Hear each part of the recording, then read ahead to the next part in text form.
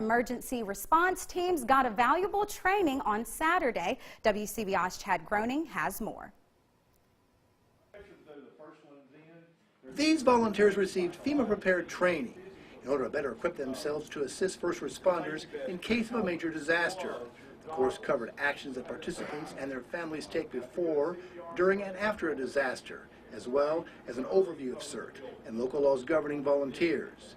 They learned about the proper search techniques and various ways to properly rescue people who may be trapped in a building. We cover those areas so they can be mini-column force extenders for the paid people. When they arrive, the civilians can come in and help with it.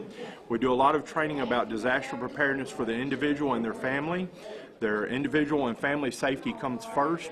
And Magnum says CERT teams have been invaluable around the country. Many CERT teams throughout the country have responded to tornadoes and floods and hurricanes and fires and things like that in their local community, and they're able to help the responders as they need additional help.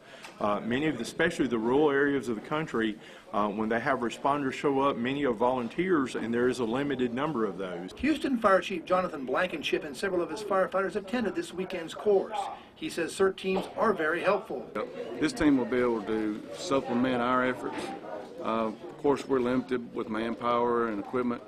A lot of people that don't necessarily want to participate with fire department activities can come help with the CERT team, and there's a lot of things they can do to help us. Today's CERT training is not about the everyday calls. Those can be handled by the fire department and other emergency personnel. CERT is about preparing for those huge disasters that require a much larger response. These aren't people that's going to be out responding each and every call that we have, but for sure there's certain things that they're going to be trained on they can help the community with, even when we're not called out. But for sure on large events where all of our resources will be taxed, this group will be able to help us a lot. Butch Mixum of Houston got to lead one of the teams learning how to properly extricate a victim who was trapped by a large piece of debris, here being represented by a folding table. He is part of a BERT, which means Brotherhood Emergency Response Team. BERT started out just as an idea brought up at Brotherhood at Parkway Baptist Church here in Houston. And we ended up, everybody was in agreement on we needed something like this, and we kind of put it together. And Mixon says he was impressed with the emphasis on safety in the course. This information can turn a simple home mishap from becoming a tragedy.